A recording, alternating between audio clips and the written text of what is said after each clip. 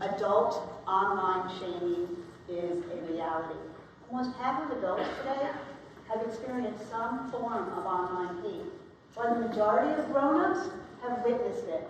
We cannot control how people act online today, but what we can do is take steps to improve our own behavior, as well as our experiences, to how we experience negativity and respond to negativity, not react to it, and cope with online shame. Today, I'm going to be talking about surviving and thriving in an age of online instability in 3 parts. Part 1, improving your own online behavior. This will help prevent you from having those digital disasters and avoiding those oops moments. Part 2, developing digital resilience. And Part 3, rebounding and recovering from online shame.